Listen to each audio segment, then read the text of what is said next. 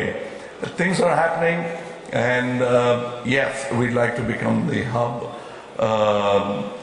We'd like to go to the rural side to discover our talents. As Mr. Nagpal said, I'm amused, happy to find that these are sentiments which echoes that of our founder of FICCI, Mr. Mohandas Karamchand Gandhi. He always said that we'd have to go to the rest of the two-thirds to find the actual values of India. And that's logic always prevails across centuries, I guess. But a certain amount of complacency is what I'm concerned about when we just look at numbers and we see it improving. We think it's time to lean back. No empire, however big it is, can afford this complacency. You'll have to always think that Attila is at the gate. And but that's no reason to have paranoia. When I say Attila, with what you're doing, the content, because it's a very strange industry where it is driven by content. They might say that the automobile industry is also like that. Not so. You can rest for 5 years, but you can't rest for 5 minutes in this industry, especially the television industry. And we have come to a stage where the platforms have been merging. I know I sound cliched because I've been saying that for the past 5 years about platforms merging.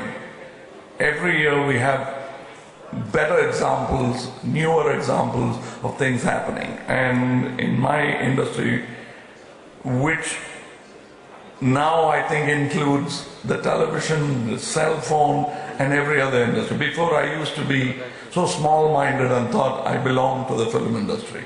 I belong to the moving images industry now. Especially in this digital world, I cannot differentiate him belonging to another fraternity and we of the film as another fraternity. We are all of the same fraternity, including the digital technicians who make our images appear around the world.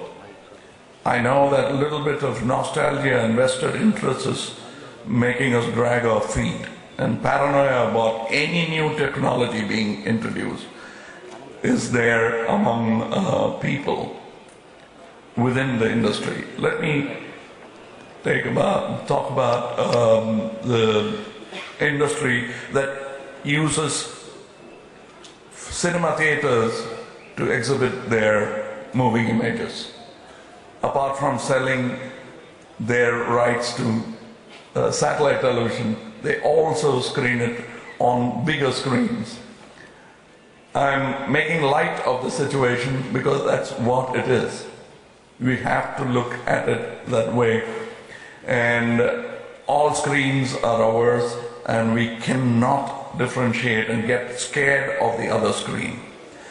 Some of you might still remember the trials and tribulations I had to go through because of trying to attempt going towards, I didn't even do it, going towards a new technology. Well, they did not allow me to do it, but that will not stop the industry from moving in that direction. It will happen, and we'll have to accept it, and it will be an additional enhancement. It will only endow our income and will not take away from what we already have. Yes, your viewing pattern will differ from screen to screen, and you will have to refurbish your houses where you do business. You cannot lean back and say that I will not refurbish my business for 15 years and I want the same profits. You will have to clean up your act once in a while. I'm talking to my fraternity now. It's from a monologue, it's now become a dialogue.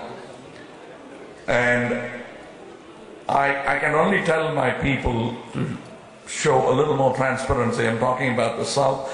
The advent of multiplexes have brought about the required amount, a little bit of the transparency, which is very important for the success of this industry. It should also happen in the southern states, where the ticket prices for cinema is probably the lowest in the world. What happens when you do that is not facilitate the poor man to have great entertainment, but makes him pay in black and throw away the money elsewhere from where it should actually go to. So there are so many things that can happen, and I think we'll have to get our act together, enjoy all those reports that KPMG has prepared for us, and hope that we can better it next year. Thank you.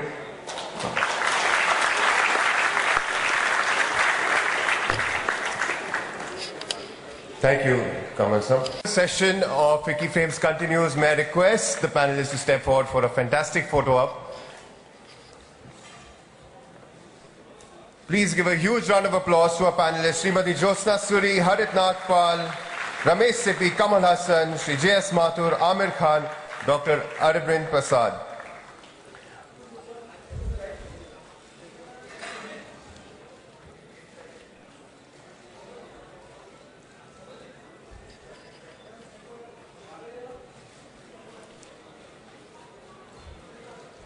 Thank you. I will now request Mr. Aamir Khan to remain on stage for a very sought after conversation that we are looking forward to have with him.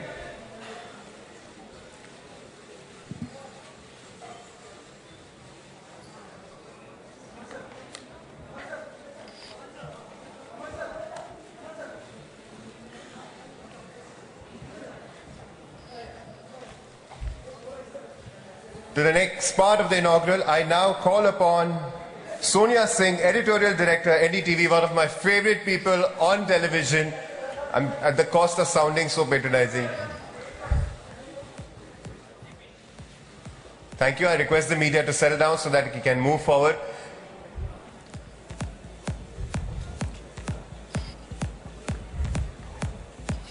Aamir sir, because of the rate at which you do things and how you do them. Ladies and gentlemen, my favorite actor, and I'm sure a lot of us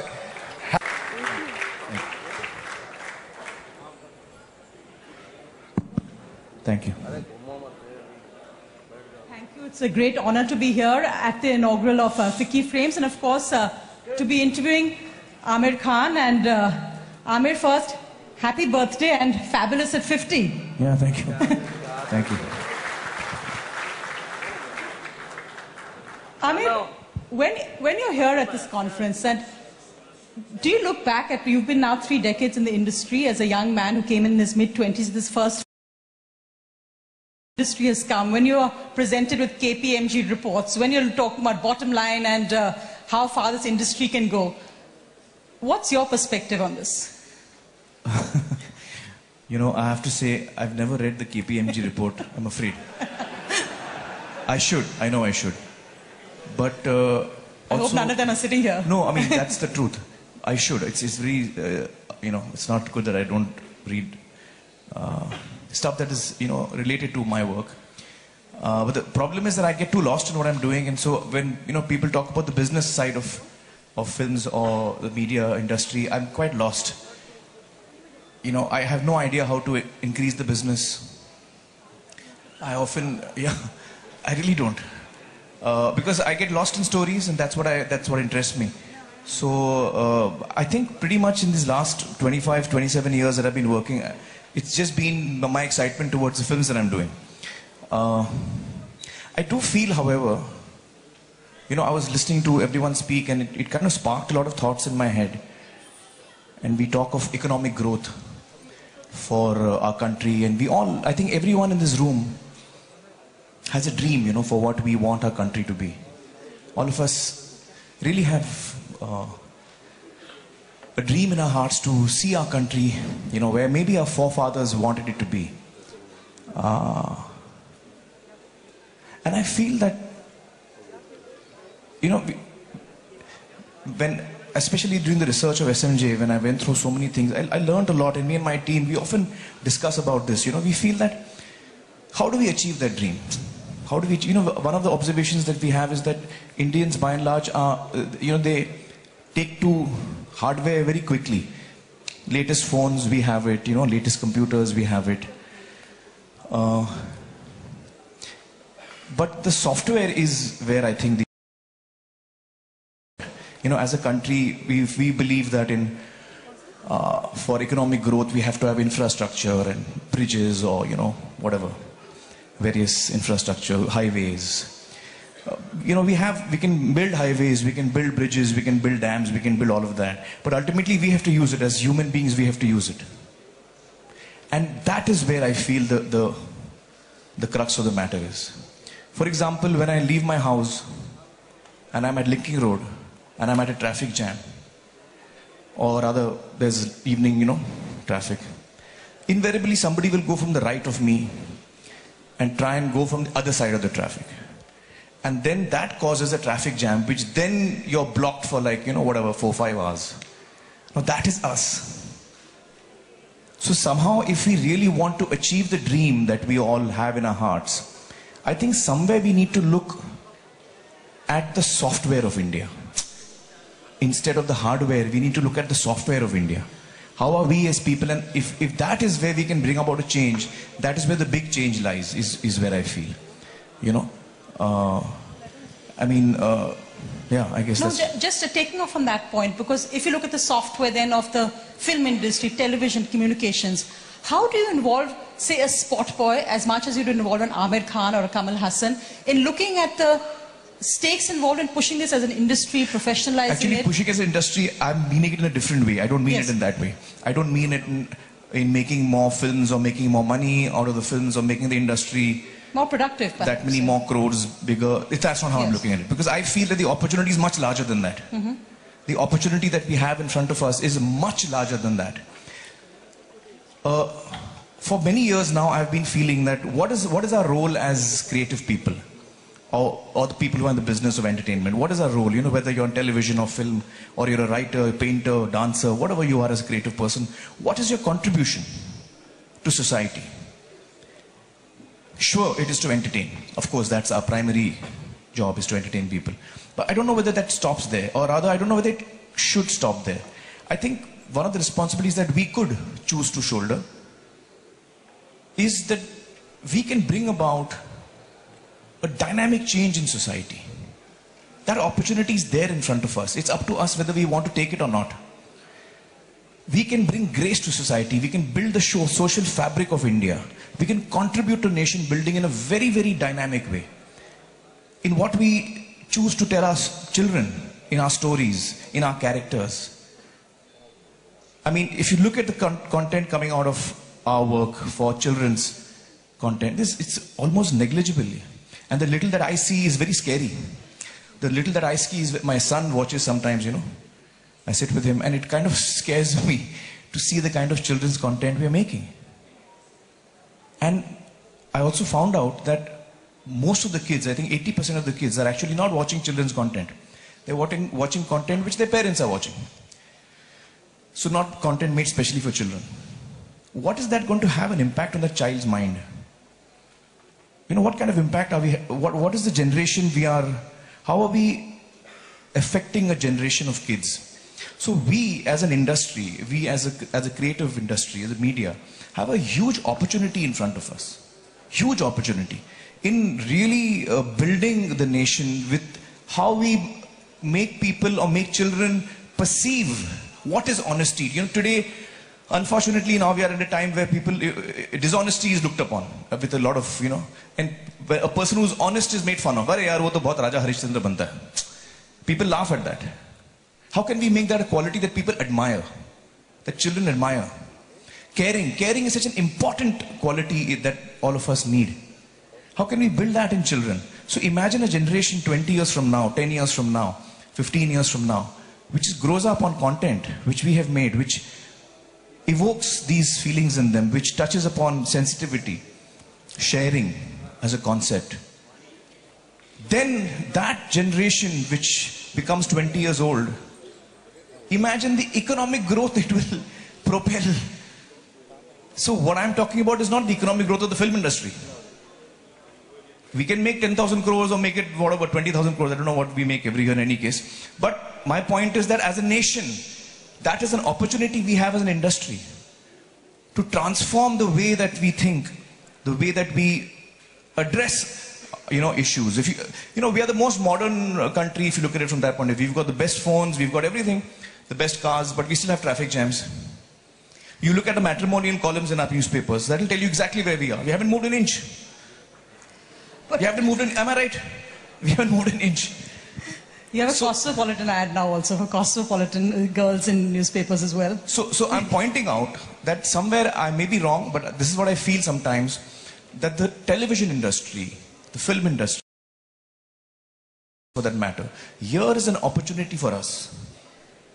Here is a huge opportunity for us to transform, to contribute to nation building. And I think I have never been able to think in terms of thousands of crores and what the industry makes, and in 10 years where will we be, or in 3 years how much is the growth. I'm not able to look at it that way. It doesn't make sense to me. I guess those numbers don't somehow add up. For me, this is a big growth where you can actually change a generation of children. No, I totally agree with you on children's content, and perhaps also the way women are portrayed in Hindi films also. But Aamir, sometimes what you've said, and while of course cinema and I think all communication has a social responsibility, what happens when issues like this impact on creativity? When people start telling you what you should do? You met the INB minister recently as well on the issue of words that are allowed and not banned. What should be seen by young Indians or by India or not? It's a thin line. I mean, people have referred to Delhi Belly and talked about that when you referred to AIB roast, not something you agree with. Mm-hmm. How do you decide about where censorship? When you say this is what India should see or this is what should be shown in films? Actually, I'm not saying that's what India should see or what we should make in films. I'm not saying that. Okay. I'm not saying that's what we should do. I'm saying that's what... The moment I say that's what we should do, then I'm telling everyone what to do. I'm not doing that. I'm saying that's what we could do. It's an opportunity. We can either seize it or not. Each one of us as a creative person is free to make what we want. I don't have to make content which has something to offer to a society. I don't have to. I can just make you laugh. That's fine. That's also a good job in any case. Just entertaining people is a job in itself. So that's fine. But I'm just pointing out that that's what we could do. Regarding censorship, so I'm saying that I can make a film just my own creative urge that I want to make a film. It doesn't have to have a message in it. So I'm not saying that every filmmaker should suddenly start doing that. I'm just pointing out that that opportunity exists. Mm-hmm. The other thing that I want to say about, if you brought up about censorship, is that there are 2-3 aspects to it. One, certainly, we should, I'm totally against banning any kind of material. Mm-hmm. I'm totally against banning any kind of material.